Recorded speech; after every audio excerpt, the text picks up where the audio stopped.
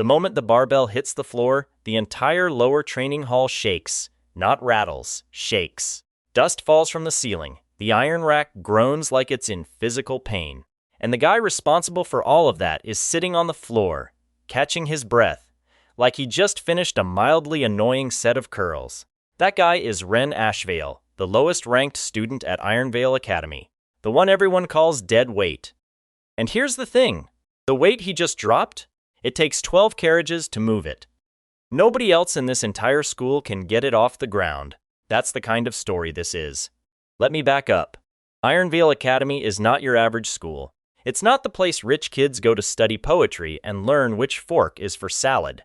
It's a military combat academy, the most brutal, most competitive, most prestigious institution in the entire empire. Every single student here was handpicked. Every single one of them was tested, graded, ranked, and slotted into the hierarchy before they even unpacked their bags. The system is simple. There are 5 tiers, diamond at the top, copper at the bottom. And when Ren Ashveil walked through those gates for the first time, he got slotted into something even the professors hadn't seen before. Tier 6, a rank so low the system had to create a new category just for him. They called it gray rank. Unofficially, the students just called it trash. So from day one, Ren is the joke of the entire academy. The professors barely learn his name. The students barely acknowledge his existence. His assigned dormitory is in the East Wing basement, because there isn't a room low enough in the actual building to match his ranking. His gear is secondhand. His training schedule is whatever is left over after every other student gets their time slots. And his official assessment? One word: unremarkable. But every single morning, at 4 in the morning, while every single other student is asleep, Ren wakes up, gets dressed, grabs a dry piece of bread from his bag, and walks down 3 floors of stairs into the lower training hall.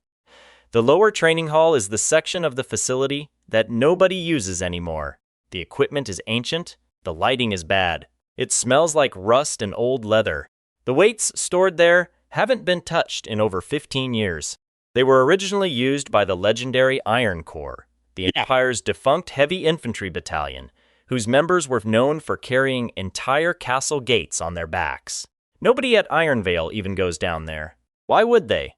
The smallest piece of iron in that room weighs more than most first-year students. And Ren uses all of it, every single morning, alone, in the dark. He moves through that room like he built it. He loads the massive frame barbell with plate after plate after plate until the bar bends slightly under the pressure. He drops into his stance, grips it, and then stands up, clean, controlled, like it's nothing. He presses iron overhead that would flatten a horse. He carries weight on his back that would collapse the floor under most people. Move through the room doing exercises that don't even have names, working through combinations that make no sense for someone at his supposed level. And when he's done, every single morning without fail, he puts everything back exactly where he found it.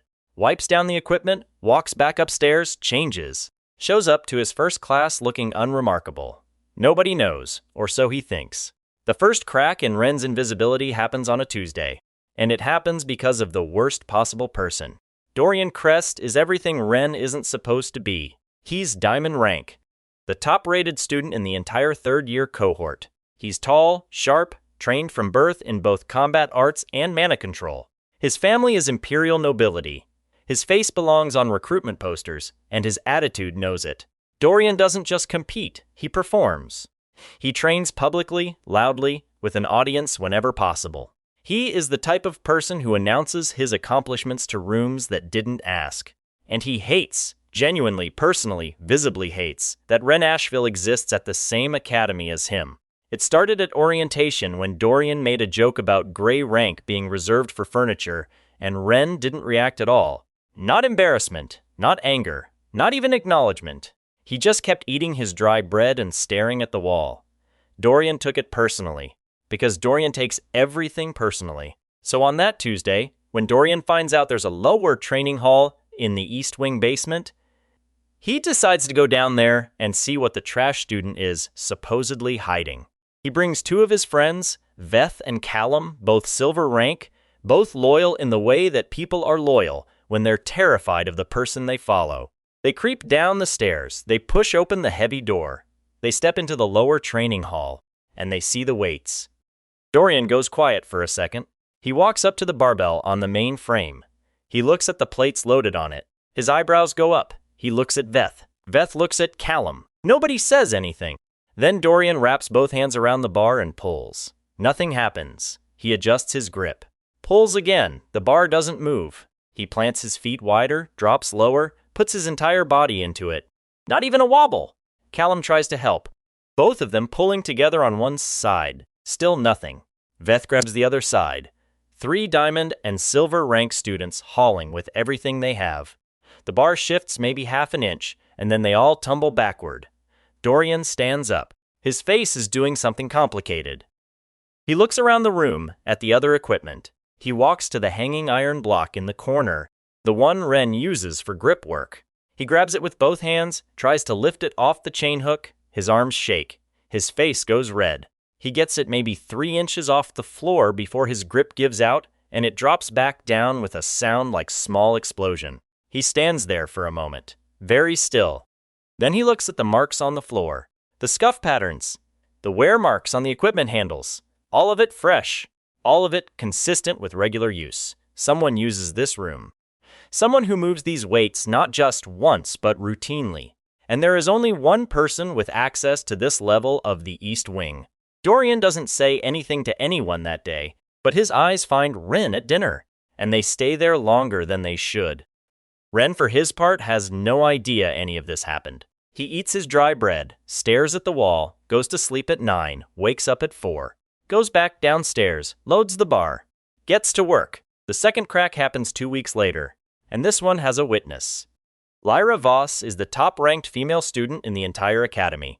She's second overall, right behind Dorian, and she will tell you that the only reason she's second is because the ranking committee weighted mana output over physical application, which she considers a flawed methodology. She's not wrong, but that's not the point.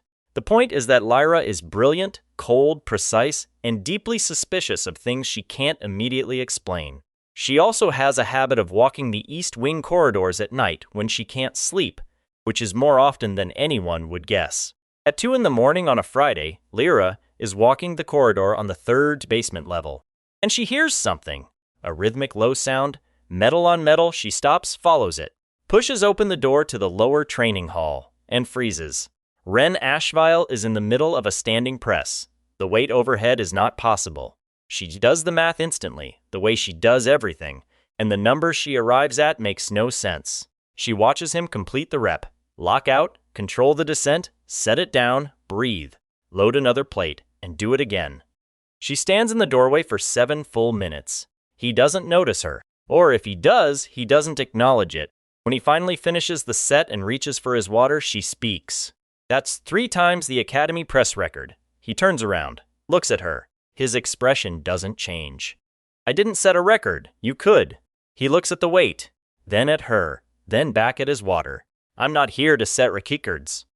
She watches him for another moment. Why are you ranked gray? Because that's what the assessment said. She opens her mouth. He picks up his towel, gives her a small nod, and walks out. Just like that. Like she isn't the second-ranked student in the entire building. Like this conversation wasn't significant. Like none of it matters. She stands there alone in the training hall for a long moment, surrounded by weights that she now realizes she cannot move. And she feels something she is not accustomed to feeling. Unsettled. She doesn't tell anyone. Not yet. But she starts paying attention. The third crack is the one that breaks everything open, and it happens during the mid-year field expedition. The Academy sends all students in cohorts to the Ashfield Ruins, a crumbling fortress network about 2 days north of campus. The purpose is to assess combat performance in real conditions. The students are divided into mixed-ranked teams. Naturally, Ren gets placed in the team no one wanted. Him, his only actual friend at the Academy, Milo Tanner, who is a cheerful mess of a person rated at bronze rank, and 4 other mid-tier students who drew the short straw. The assignment is simple. Reach the central tower, plant the Academy flag, return before nightfall. It goes wrong almost immediately. The Ashfield Ruins have a problem that the briefing materials described as a minor hazard. The problem is a collapsed sector in the middle of the route where old structural wards have destabilized, causing random bursts of crushing pressure. Students are supposed to navigate around it using the marked detour path.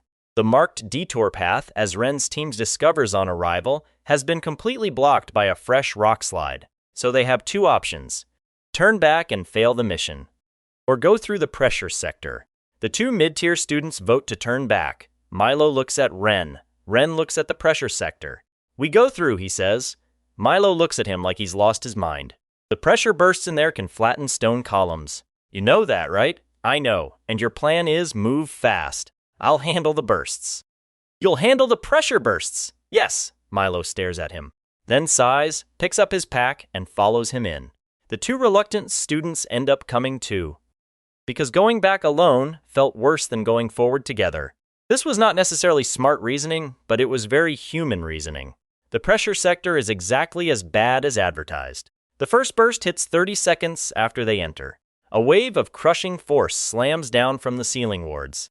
The two mid-tier students are thrown back, stumbling, using their mana shields just to stay upright. Milo grabs a wall support and hangs on, and Ren just walks through it. Not with a mana shield, not with any visible technique. He just lowers his center of gravity by 2 inches and keeps walking. The force that would shatter stone hits him, and he leans into it like it's a strong wind. He barely slows down. Milo watches this happen and says something that will not be repeated here because it is unprintable, but it communicates awe. The second burst is stronger. The two mid-tier students are knocked down completely. One of them takes a hit to the shoulder that makes a sound that nobody wants to hear. Milo is flat against the wall, and Ren turns around, walks back through the active pressure field, picks up the injured student by the shoulder, and carries him through the burst zone on one arm while the force is still active. He walks like he's carrying a bag of groceries. By the time they reach the far side of the pressure sector, nobody is speaking. Milo, to his credit, recovers faster than the others. He jogs up beside Ren, slightly breathless. Hey, Ren." Ren keeps walking. "What?" "So that was not unremarkable." "Don't. I'm just saying. Milo, okay. We're not talking about it." They plant the flag. They complete the mission. They return before nightfall.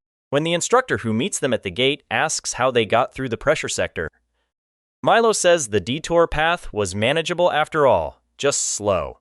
The two mid-tier students look at each other. They don't say anything, but they remember.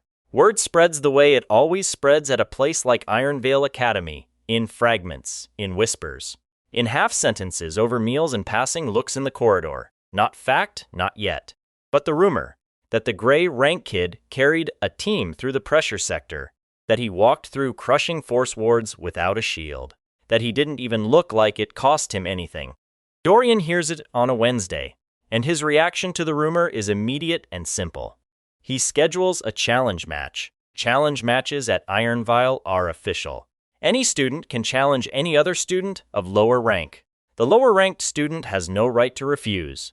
The matches happen in the main arena with a full audience. This is a system designed to let the strong demonstrate dominance and the weak learn humility, which is the kind of philosophy that sounds compelling in founding documents and is absolutely brutal in practice. Dorian files the challenge against Ren on a Thursday. The match is scheduled for Friday evening. By Thursday night, every student in the building knows about it. Most of them are excited. It's like watching a formal execution and calling it sport. The general consensus is that the match will last 30 seconds. Ren will be knocked out, humiliated in front of everyone, and whatever dumb rumors have been spreading about him will die in public where they belong. Ren gets the notice at dinner. He reads it, sets it down, finishes his food. Milo slides into the seat across from him, eyes wide, voice low. "You know you can't beat Dorian in a straight match, right? His mana output alone would." "I know. So what's the plan? Show up." Milo blinks. That's the whole plan?" Ren picks up his bread. "Pretty much." Friday evening, the main arena. Every tier from copper to diamond is in the stands. The professors are present. Commander Halveth, the head of combat instruction, a man who looks like he was carved from a mountain and given a bad mood, is in the oversight seat. He doesn't usually attend student challenge matches, but he's here tonight. He arrived 10 minutes early. He hasn't taken his eyes off the arena entrance since he sat down. The atmosphere in the stands is the particular kind of electric that only comes when a crowd expects something ugly. Students are betting on time, not on outcome, because the outcome is obvious, but on how many seconds before Ren hits the floor. The over-under, overheard at 3 different tables in the dining hall earlier, was set at 45 seconds. Most students bet under. Milo, who bet an embarrassingly large amount of credits on something he refuses to specify even when asked, is in the 3rd row with his arms crossed and his jaw set and an expression that suggests he is either very confident or extremely in denial. Dorian enters first. He gets applause, he waves. He rolls his neck, rolls his shoulders, and stands in the center of the ring looking like someone who was born specifically for this moment. His mana aura is already visible, a pale blue shimmer that radiates off him in waves. Even at rest, even warming up, the energy coming off Dorian Crest is enough to make the air feel heavy. This is what Diamond rank looks like. Pure, refined, controlled power. Ren enters second. No aura, no shimmer, no ceremony. So he walks in wearing his standard issue gear, which is slightly worn at the knees, and he stops at his marker on the opposite end of the ring. He doesn't stretch. He doesn't warm up visibly. He just stands there and looks at Dorian. The stands go quiet, not out of respect, out of something that feels closer to discomfort. Something about the way Ren is just standing there, still, unhurried, completely relaxed, does not match the script. It doesn't feel like resignation. It doesn't feel like fear. It feels like someone who arrived early and is now waiting for the meeting to start. Dorian feels it too. He covers it immediately with a performance of contempt. "This is a waste of my evening," he announces to the arena at large. "But since we're here, let's at least make it a lesson." Commander Halveth raises his hand. "Begin." Dorian moves, and he is fast. He crosses the ring in 2 seconds, mana-enhanced speed, and hits Ren with a force strike that should launch him out of the ring entirely. The impact connects, full force, clean center mass hit. Ren doesn't move, he doesn't skid. He doesn't even shift his back foot. He takes the strike like it's a tap on the shoulder, and he just looks at Dorian. The arena makes a sound, a collective exhale. Dorian's expression changes. He launches 3 more strikes in rapid succession. Each one hits. Each one lands clean. Ren takes all 3 without moving his feet. There's no mana shield. There's no deflection technique. He's just standing there and absorbing impacts that leave craters in the practice dummies. "What is this?" Dorian says. His voice has lost its performance quality. This is his real voice, smaller than the other one.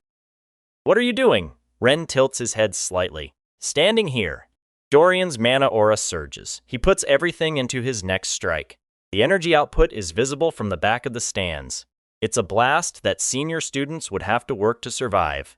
It explodes against Ren's chest, and the shockwave rattles the stands, blows Milo's hair sideways 50 feet away, and sends a crack racing across the stone floor of the ring. The dust clears. Ren is still standing. His collar is slightly ruffled. He reaches up, straightens it, and looks at Dorian. "Are you done?" Dorian stares at him. His mana reserves are visibly depleted. He's breathing harder. His hands are shaking slightly, not from exertion, but from something that is very, very close to the feeling you get when the ground under you stops being solid. "You're gray rank," he says. "You're supposed to be nothing." "The assessment was based on mana output," Ren says. "I don't use mana." "Then what do you use?" Ren doesn't answer that. He turns and looks at Commander Halveth. Halveth is not in his chair anymore. At some point during the last 60 seconds, he stood up, and he is standing at the edge of the oversight platform with his arms at his sides, and his eyes doing something that does not match his usual expression of comfortable authority. He looks like a man who just found a document he didn't know existed, and the contents are changing something that he thought was settled. The match is called. No result, because there was no counterattack. So technically nothing happened that the scoring system can process. Ren leaves the arena the same way he entered it, walking, unhurried, not looking at the crowd. The crowd looks at him, and the silence that follows him out of the arena is a different kind of silence than the one when he entered. When he walked in, the silence was the silence of dismissal. This one is something else. It's the silence of a room full of people who just realized they don't have a framework for what they saw. Their ranking system doesn't have a box for it. Their years of training and competition and structured hierarchy don't have a precedent for it. The strongest student in the academy threw everything he had at a gray-ranked nobody, and the nobody straightened his collar. Lyra Voss, who is in the front row, watches him go. She says nothing. But her hand, which is holding a stylus over her ranking note, has stopped moving. She isn't writing. She's just watching. Milo catches up to Ren in the corridor outside. You took 3 clean diamond rank strikes without blinking. I know. Without a shield. I know. How does someone do that without a shield? Ren glances at him. You carry something heavy enough, long enough, the world starts feeling lighter. Milo opens his mouth, then closes it, then opens it again. That's the most unhinged thing I've ever heard. Ren almost smiles. Almost. Get some sleep, Milo, and that should be the end of the day's chaos. It isn't, because Commander Halveth is waiting in the corridor around the next corner. He's not ambushing. He's just standing there in the way of someone who decided to stop moving and make the world come to him. Ren stops. Milo, reading the room, wisely reverses direction and disappears. Halveth looks at Ren for a long moment. Lower Training Hall, East Wing. You've been down there every morning? Yes. How long? Since enrollment. Halveth is quiet. He looks at the wall, then back at Ren. Something is working behind his eyes that has nothing to do with the official ranking system.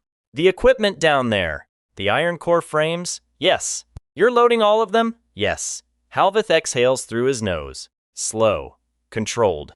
Like he is making a decision about something and is not yet done making it. Your father's name was Ashveil. He was in the Iron Corps. Final cohort before the battalion was dissolved. Ren says nothing. He's the one who taught you this physical cultivation method. He's the one who started it, Ren says. I've been developing it since he died. Halveth's expression shifts, not dramatically, but the edges of it change. How old were you? 9. Silence. The corridor is empty except for them. Somewhere far away in the building, students are still buzzing about the arena match, voices carrying through walls. But here it's quiet. What you're doing, Halveth says slowly, is not in any of our curriculums. It's not in any combat training manual currently published. What you're doing is something we stopped studying because we thought we couldn't teach it. Because the physical threshold required to even begin the training would kill a standard grade student. He pauses. It would kill most diamond rank students. I started at 9. My body adapted. Your body adapted. Halveth repeats that like he's hearing it in a foreign language and working on the translation. He looks at Ren again. Really looks at him, the way he hasn't since Ren enrolled. What are you here for? The academy. Why enroll at all if this is what you're doing on your own? Ren meets his gaze.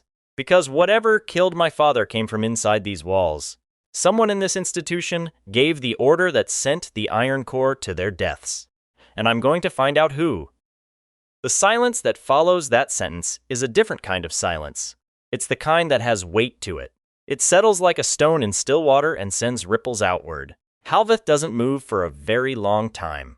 Then he says, quietly, there are people here who will not want that question answered. I know. There are people here with enough power to make a gray rank student disappear. Quietly, officially, without any questions asked. I know that too. Halveth studies him. You're not afraid. Ren looks at him with steady, dark eyes. I spent 6 years moving weight that was supposed to be impossible. Commander, fear stopped being a useful feeling a long time ago. Halveth is quiet for a moment longer. Then, unexpectedly, the Iron Corps didn't have a name for what your father was developing. The other soldiers called it stone cultivation, but that wasn't a real designation. There was no manual, no documented training protocol. Just Ashveil in the lower training hall every morning before anyone woke up, building something nobody had ever built before. He pauses. I know because I was his supervising instructor his first year here. Before I was commander, before any of this, he stops. He looks at the wall. He was 22 years old, trying to lift the same frames you've been training with. He couldn't do it either at first. He got under it every morning for 4 months before it moved. Ren says nothing. He is very still in the particular way he is still when something hits the part of him that he keeps very locked. 4 months, Halveth says again. Then it moved, and after that, nothing was ever the same for him. He turns back to Ren. How long did it take you? Ren meets his eyes. 3 weeks. Halveth exhales. A long, slow exhale that carries something in it. Something that might, on a less controlled face, have looked like grief. 3 weeks, he repeats softly. Then, keep your morning schedule. I'll want to observe. Unofficially, he walks away. Ren watches him go. And for just a moment, standing alone in that corridor, Ren's expression changes. The careful stillness he maintains in every public moment slips slightly. Underneath it is something that isn't calm at all. It's pressure, it's grief. It's the face of someone who has been carrying something so heavy for so long that the weight has just become indistinguishable from the body carrying it. He straightens, breathes, walks back to his dormitory. 3 floors below, in the office of senior instructor Serac, who never attends student matches, who keeps his curtains drawn, who signed the assessment form that gave Ren his gray rank designation on the first day. A notification glows on the desk, an official match record, the name Ren Ashveil highlighted in amber. The status beside it reads, flagged for reclassification review. Instructor Serac sits very still. He reads the notification. He reads it again. Then he opens a drawer and retrieves a sealed envelope. He doesn't open it. He just holds it. The seal on the envelope is old, pressed in black wax. The symbol on that seal is a collapsed iron gate, the symbol of the Iron Corps. He stands up, walks to the window, looks out into the dark academy grounds. Somewhere out there, Ren Ashveil is in his basement dormitory, eating dry bread, going to sleep at 9, planning to wake up at 4 and go down into the dark and train with weights that nobody in this building can even lift. Serac looks at the envelope in his hand. He thinks about who sent it. He thinks about what's inside it. And then he thinks about how much easier everything would have been if that boy had just stayed unnoticed. He didn't stay unnoticed. And now Serac has a problem. Because the people who sent him that envelope 12 years ago made it very clear what should happen if anyone at Ironveil Academy ever started asking questions about the Iron Corps. And Serac is a careful man, a precise man. A man who has kept his secrets so long, he sometimes forgets their secrets at all. But a careful man knows when to start moving. He puts the envelope in his coat pocket. He walks to his desk. He writes 3 names on a slip of paper. He burns the paper. He remembers the names. Then he picks up his coat, puts it on, and leaves his office. In 4 days, Ren Ashveil will wake up at 4 in the morning. He will go down to the lower training hall. He will load the bar. He will pick it up. And when he sets it down, when the floor shakes and the dust falls and the iron groans under the weight of what he can carry, he will have no idea that 3 floors above him, his name is already on a list. A list maintained by someone who helped disappear the last person who got this close to the truth. He thought the hard part was the training. He has no idea the real weight hasn't even been put on the bar yet.